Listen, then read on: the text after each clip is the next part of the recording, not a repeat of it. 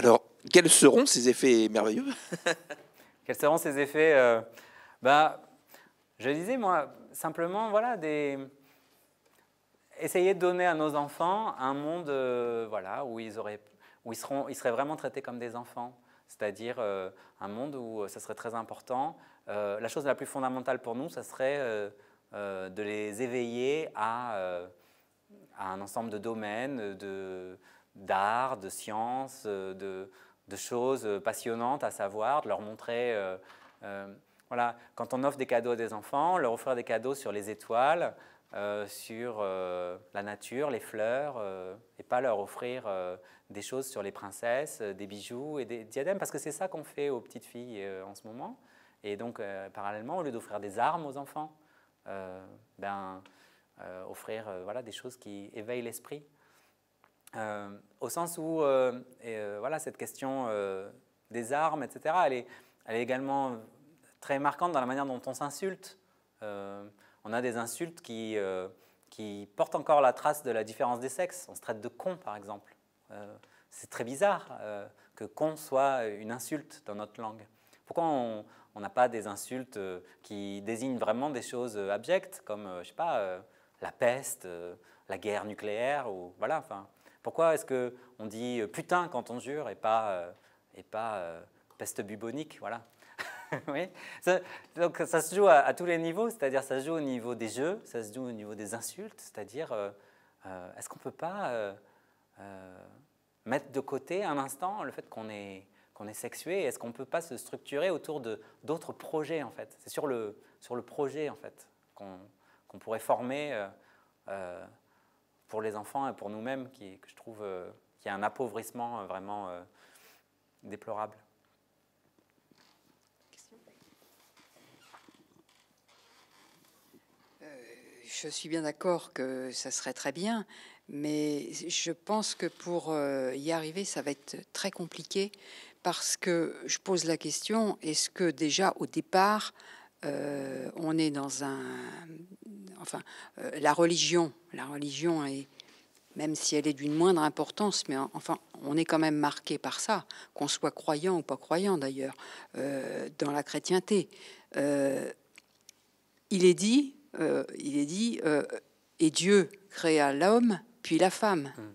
Déjà au départ, on est fortement imprégné de ça. Pour s'en débarrasser, ça va être très très compliqué, très long. C'est tellement sécurisant d'avoir une religion, de croire.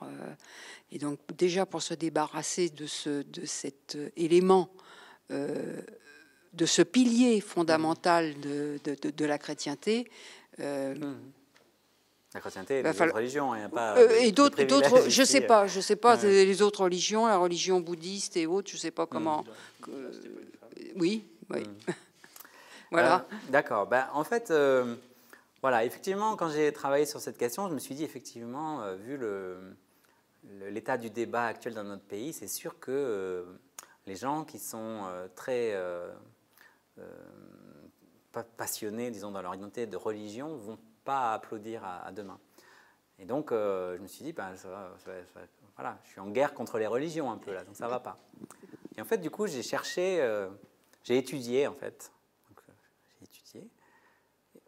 Et c'est pour ça que le livre s'appelle Sextus Nullus.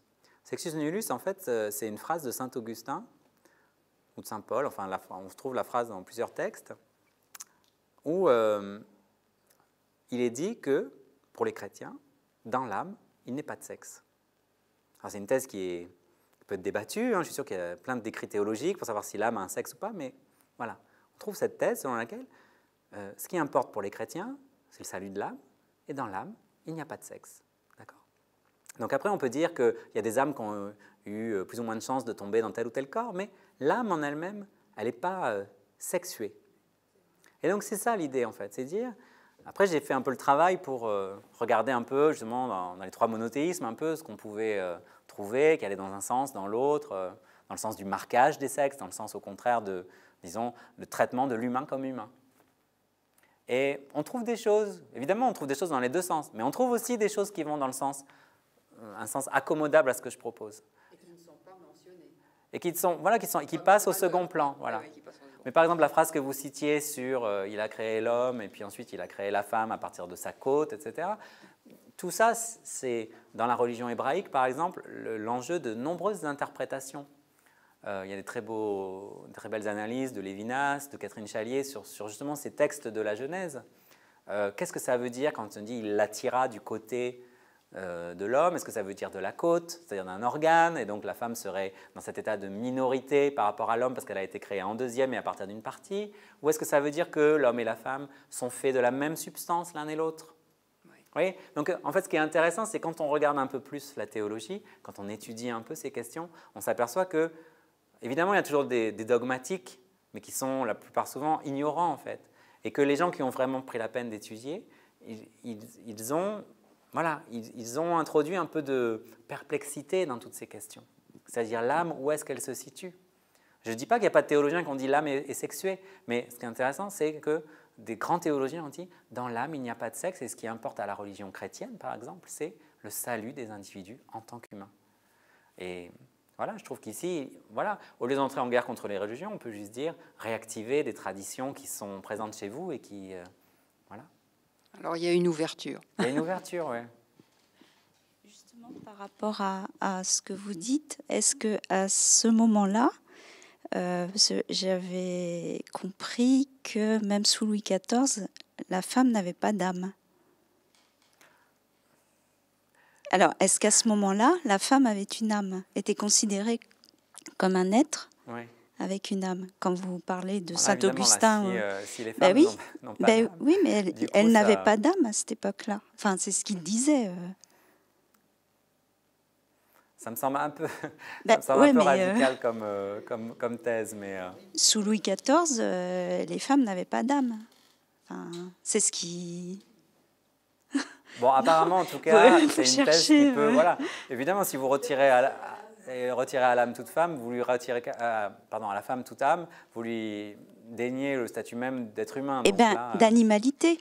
Voilà, Jean-Jacques Rousseau, vous n'en parlez pas Jean-Jacques Rousseau, oui, je pourrais en parler très longuement. Ça qui a exclu complètement les femmes de son... d'un exposé à part. Ben oui. Jean-Jacques Rousseau, ce qu'il a fait, c'est qu'il a montré justement un processus passionnant pour éduquer les enfants. Ça s'appelle l'Émile, c'est son traité d'éducation. Donc un traité passionnant pour éduquer les enfants en dehors des clous, en dehors de la manière asséchante dont on éduquait les enfants dans les écoles, etc. Donc voilà, il a vraiment fait une réflexion sur ce que c'était qu'un enfant et comment on devait l'éduquer. Et puis après, il a fait la 5e partie de son traité, ça s'appelle Sophie, ou la femme. Et là, il dit, maintenant, il est temps de donner une compagne à Émile. Et donc, on va éduquer une compagne, parce qu'effectivement, on ne peut pas prendre n'importe quelle fille pour convenir à cet enfant qu'on aura éduqué de manière différente. Donc, on va éduquer une compagne pour Émile. Et là, évidemment, alors, on voit que Sophie doit être élevée sur des préceptes différents. On ne lui enseignera pas le latin ou juste ce qu'il faut, etc. On lui apprendra à supporter l'injustice, on lui apprendra à donner toujours raison à son mari, on lui apprendra plein de choses. Mais à l'époque, alors aujourd'hui ça nous choque évidemment comme étant extrêmement différentialiste et conservateur. À l'époque, c'était déjà une manière de desserrer le carcan parce que, comme vous l'indiquez, le statut des femmes, en particulier dans certains milieux protestants, à l'époque était extrêmement sévère. C'est-à-dire, on lit ces phrases dans cette partie de l'Émile, là, sur l'éducation de Sophie, où il est dit « Il serait peut-être un peu trop sévère d'interdire aux petites filles de chanter. Elles auront tout le temps de trouver la sévérité et la gravité qui convient à leur sexe à l'âge adulte, mais laissons les petites filles chanter. » Donc en fait, disons, évidemment, lu d'aujourd'hui avec nos regards égalitaristes, on va dire, Rousseau est choquant, et en même temps, on voit effectivement le terrain extrêmement miné de la différence des sexes. C'est-à-dire, on voit que dans des traditions chrétiennes, hier et peut-être encore aujourd'hui, voilà, le fait qu'une petite fille ait le droit ou non de chanter était l'objet de débats. Oui. Donc on voit ici que la théologie, effectivement, elle s'est mêlée de régler des ensembles du comportement des individus humains en fonction de leur sexe, sur tous les registres de l'activité humaine, et pas simplement l'activité sexuelle, mais donc l'activité qui convient à un sexe plutôt qu'à l'autre. Donc, je veux dire, on pourrait dire que là-dessus, on peut s'asseoir sur le triomphe de notre modernité et dire qu'on en est revenu, en fait. Hein. ça serait assez facile justement d'opposer voilà, le fait qu'aujourd'hui ces phrases nous choquent. Le fait d'interdire à une petite fille de chanter, ça vient d'où? Mais on voit qu'en fait, aujourd'hui, on interdit aux petites filles de faire plein d'autres choses. Ça passe de manière très douce et sans qu'il y ait besoin d'intervention nécessairement d'un théologien, vous voyez. Je voulais juste continuer. En fait, quand vous dites que personne ne réclame, mais c'est qu'on n'y a même pas pensé. Moi, ça fait longtemps que je réfléchis sur l'égalité homme-femme. On discute avec des amis comme ça, mais jamais on n'aurait pu penser qu'on peut effacer le sexe. Voilà, et après les prénoms, on fait comment? Alors, bon, en fait, ça penche aussi sur la question de la sécurité sociale. Pourquoi est-ce que la sécurité sociale, on a des numéro 1, numéro 2 dans le livre, en plaisantant, je dis à l'avenir, nous serons tous numéro 1. Voilà, il n'y aura pas de numéro 1, numéro 2. Ça, il y a des féministes qui réclament ça comme depuis longtemps. Je n'ai pas inventé la proposition. Vous voyez, j'ai parlé des intersexes. Dans le mouvement féministe, c'est une question qui est quand même de manière underground, mais qui est débattue quand même, qui est évoquée au moins à titre de plaisanterie. Voilà. Après, pour ce qui concerne le choix des prénoms, de manière très concrète, voilà, comment ça va s'organiser dans ce monde nouveau où les sexes ne seront plus marqués à l'état civil? Si vous voulez continuer à donner des prénoms marqués sexuellement, très bien. Moi, ce que je remarque simplement, c'est qu'en fait, comment on dit, vérité en deçà des Pyrénées, mensonge au-delà. Je dis par exemple, alors ce n'est pas les Pyrénées, c'est les Alpes. Le prénom Andrea, pour nous, c'est un prénom de fille. Mais en Italie, c'est un prénom de garçon. Moi, je m'appelle Thierry. Aux États-Unis, Terry, ça passe pour un nom de fille, en fait. C'est-à-dire, il y a des filles qui s'appellent Terry. Voilà. Alors, c'est pas exactement écrit pareil, hein, mais vous voyez ce que je veux dire? On pourrait dire Thierry, c'est Terence, donc de toute façon, c'est un prénom masculin. Mais non. Aujourd'hui, il y a des filles qui s'appellent Terry dans d'autres pays. Il y a plein de prénoms qui sont donnés, qui sont neutres, quoi, enfin, qui pourraient s'appliquer à un garçon ou une fille, puisqu'on sort de toute façon des prénoms du calendrier. Donc, on n'est plus dans ce cadre-là. Également des prénoms, je ne parle pas de l'opposition entre Marie-Pierre qui est féminin et Pierre-Marie qui sera masculin. Bon, ce qui montre quoi en fait? Ce qui montre qu'en fait, dans le temps, on donnait des protecteurs aux enfants, on donnait pas donner le prénom, c'était pas identifier la personne, c'était lui donner la mettre sous une protection. Donc, quelle est la fonction qu'on donne au prénom? Aujourd'hui, on a une sorte de sanctification du prénom qui est le prénom doit être original parce qu'il incarne la personne. Donc les parents passent beaucoup de temps à réfléchir sur le prénom qu'ils vont donner à leur enfant parce qu'ils veulent une symbolique attachée au prénom. Ce qui fait qu'on est tellement habitué à être singulier dans notre prénom que dès qu'on rencontre quelqu'un du même prénom, ça peut gêner. Voilà. Enfin, de même que quand on rencontre quelqu'un qui a la même chemise, où on se dit bon, si tout le monde est en blanc, ça va, mais à partir du moment où on est original, deux personnes qui ont la même originalité s'annulent en fait l'une l'autre. Il y a plein de choses à dire sur les prénoms. Ma petite voisine s'appelle Charlie. Elle a 2 ans, donc indépendamment des événements de Charlie Hebdo, mais le prénom voilà, a changé encore de signification depuis le début de l'année 2015. Mais voilà, Charlie, pour moi, c'était un prénom de garçon. Mais en fait, pourquoi est-ce qu'on donne Charlie aux garçons et pas aux filles? Pourquoi on donne Émilie aux filles et Charlie aux garçons? En fait, Charlie et Émilie, c'est la même terminaison. Et pour beaucoup de gens, Charlie, ça peut être un prénom féminin. Il y a des filles qui s'appellent Charlie. Sacha aussi devient un prénom ambisexe. Il y a plein de prénoms comme ça qui, sans qu'il y ait aucune volonté des parents de troubler l'ordre de la différence des sexes, de fait, ça circule, on voit que c'est... Et ça n'empêchera pas les Charlie et les Sacha d'avoir une identité sexuelle extrêmement marquée. Hein. Mais on voit que, de fait, ça évolue déjà dans le sens d'une plus grande liberté et que c'est également une invitation à réfléchir aux raisons pour lesquelles on donne à un enfant un prénom. Alors, moi, je voulais aussi te dire que moi aussi, je suis tombée un peu de ma chaise. Je me croyais un peu libérée, mais en fait, je n'avais pas réfléchi non plus à ça, en tant que femme même. Hein. C'est vrai que pourtant, bon, voilà, on a des aliénations planquées, quoi. Et c'est vrai que je pense qu'on est plusieurs comme ça à pas avoir pensé à ça. C'est vrai que ça, c'est inutile en réalité. Est-ce que on pourrait savoir un petit peu ce qui se passe en Europe du Nord? Est-ce qu'ils sont un peu plus avancés que nous par rapport à ce thème-là, par exemple? Est-ce qu'ils peuvent nous donner un peu des petites choses.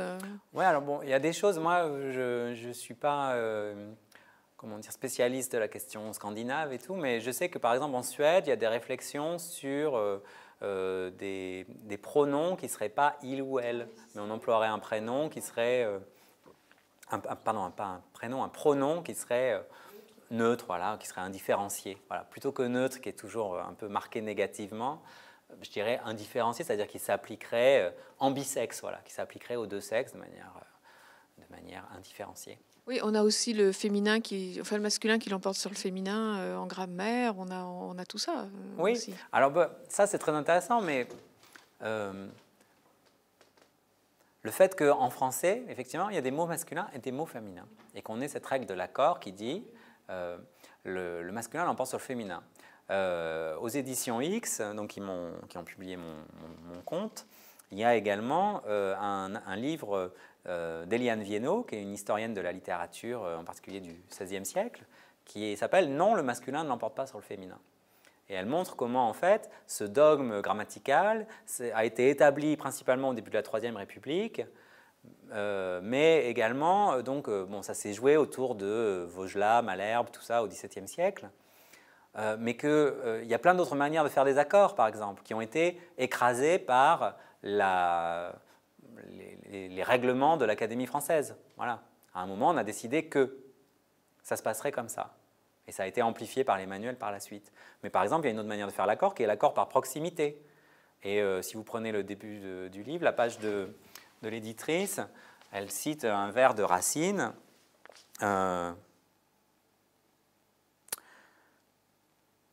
Mais le fer, le bandeau, la flamme est toute prête. Voilà. Donc vous avez le fer, le bandeau, la flamme, c'est dans Iphigénie de Racine, est toute prête. Donc Racine lui-même au XVIIe siècle n'hésitait pas encore à faire un accord par proximité. Donc ça peut, vous voyez, donc ça n'avait pas encore complètement disparu, on peut dire. Cette question du langage, elle est très importante. Alors, évidemment, c'est pas seulement au niveau des prénoms que le langage est important. C'est que moi, quand j'ai commencé à m'intéresser à ces questions, on m'a dit attention à ne pas confondre le sexe des personnes avec le genre grammatical. Par exemple, dire à Sandrine Mastier « Madame le Président » ou dire qu'elle est le président de l'Assemblée nationale, ça n'est pas dire qu'elle est un homme, c'est juste appliquer un nom de genre masculin, le président, à une femme. D'accord ? Donc ne pas confondre le genre grammatical et le sexe des personnes. La vérité, c'est que c'est beaucoup plus compliqué que ça, au sens où, en français, il y a une situation très particulière qui est qu'on n'a que deux genres grammaticaux, le masculin et le féminin. En allemand, ils en ont trois, par exemple. En japonais, il n'y en a pas. Donc, voilà, nous, on en a deux. Eh bien, le fait qu'en français, on ait deux genres grammaticaux comme il y a deux sexes, contribue à créer un phénomène qu'on appelle, que certains grammairiens ont appelé la sexuissemblance. Ça veut dire, en fait, même si évidemment, quand on dit la table, on ne suppose pas que cet objet est doté d'un équipement génital féminin, malgré tout, dans notre inconscient, c'est sexué. Alors, sur la table, où le couteau et la fourchette, c'est pas très important peut-être. D'ailleurs, tout cela, c'est caduc, c'est-à-dire, enfin, c'est aléatoire ou arbitraire. Si on change de pays, un même mot peut changer de genre. Donc ça, voilà. Effectivement, il y a un aspect contingent, sauf que dans notre langue, ça fonctionne d'une certaine manière. Donc l'exemple classique, c'est de dire le soleil et la lune. En allemand, justement, c'est die Sonne, donc c'est féminin, et la lune, der Mond, donc la lune est masculin en allemand et le soleil féminin en allemand. Mais dans notre langue, le soleil est masculin, la lune est féminin. Et on pourrait en tirer des conséquences cosmiques, c'est-à-dire voir comment la différence des sexes est propulsée à l'échelle cosmique dans la manière dont on sexue les êtres, les astres. C'est très frappant dans notre imaginaire lié aux espèces animales pour lesquelles on n'a pas deux termes. Par exemple, je vais prendre le terme la souris. La souris, ça peut être un mâle ou une femelle, d'accord ? Mais sauf que quand on va faire des contes ou des imagiers avec des souris, on va leur mettre un petit bonnet et les mettre à l'intérieur en train de tricoter. Et quand on va parler du rat, c'est pareil, le rat, ça peut être une rate, mais le rat, ça va être plutôt un type avec un couteau qui est dehors dans les égouts en train de... Voilà. voyez, et en fait, ça fonctionne très très bien en fait, pour plein de choses. Ça, je m'amuse un peu avec ça dans le livre, parce que voilà, on n'est jamais au bout de ces surprises concernant la manière dont finalement on insuffle du sexe dans des choses qui a priori n'en ont pas. Voilà.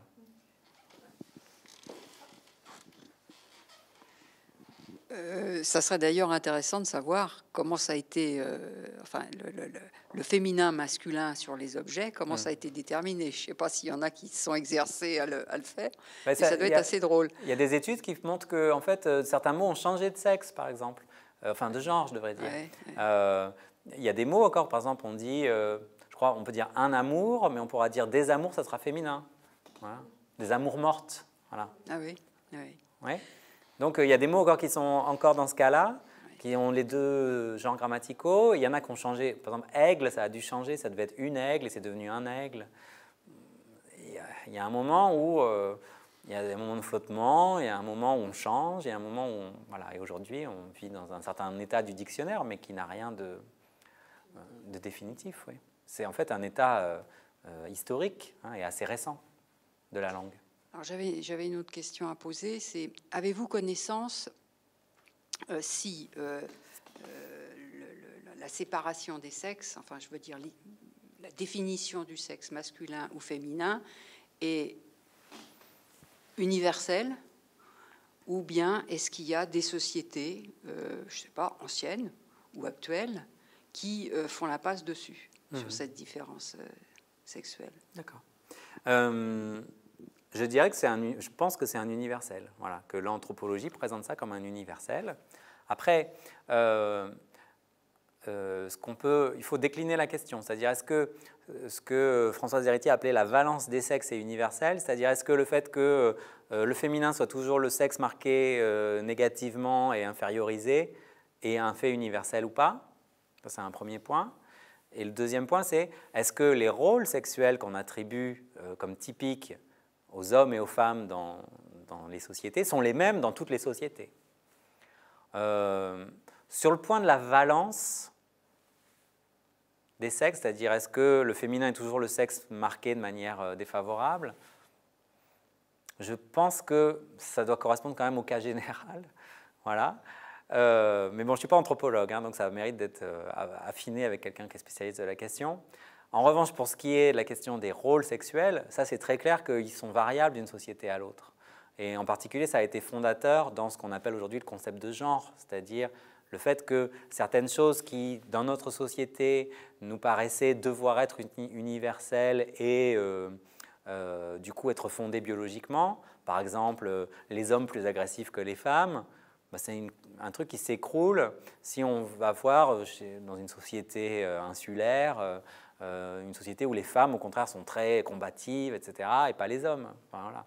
Et les hommes très doux. Donc là, l'anthropologie, l'ethnologie a permis de mettre en place des descriptions de sociétés qui ont aidé à prendre conscience du fait que certaines choses qui nous paraissaient à nous naturelles étaient en fait codées socialement. C'est très clair sur la différence des sexes. Ça pourrait être étendu aussi à la question de, par exemple, l'adolescence. On a l'impression que c'est un phénomène hormonal, biologique, etc. Et donc qu'il y a nécessairement une crise d'adolescence. Mais en fait, si on va voir comment l'adolescence est administrée ou gérée dans d'autres sociétés, on peut voir que ça se passe différemment. Et donc prendre conscience de l'impact des facteurs sociaux, culturels sur la manière dont on pense ces phénomènes. Un autre phénomène important, la question la menstruation, par exemple, l'irruption de la puberté chez les jeunes filles. Si on lit Simone de Beauvoir, ce qu'elle raconte dans Le Deuxième Sexe, on a un certain traitement culturel de la chose, qui consiste à ne pas en parler, et en même temps d'en faire honte et grief aux jeunes filles. Enfin, c'est des choses assez saisissantes. Aujourd'hui, c'est administré différemment. On voit des publicités pour les tampons ou les serviettes hygiéniques à l'heure du repas. Donc, on voit que la chose est administrée différemment. La puberté, est-ce que c'est un phénomène biologique ou un phénomène social? Forcément, les deux à la fois. C'est-à-dire, c'est comme tous les phénomènes humains, en fait. L'alimentation, elles ont un fondement ou des éléments biologiques. La nutrition, par exemple, ben voilà, on se nourrit, c'est pour avoir des acides gras, des protéines, et je ne sais pas quoi, quel est le lexique des nutritionnistes, mais ce sont aussi, comme toujours, des institutions voilà, hautement culturelles, c'est-à-dire hautement variables et hautement chargées. Voilà. Donc, ce qui est intéressant, c'est pour ça que je faisais ce parallèle entre le végétarien dans la société omnivore et le militant pour la disparition des sexes de l'état civil dans la société où, au contraire, le sexe est présenté de manière extrêmement biologisante et naturalisante. Il y a des choix de société qui sont faits et on peut réfléchir dessus. C'est notre travail en tant qu'être humain, construire des institutions qui soient accueillantes.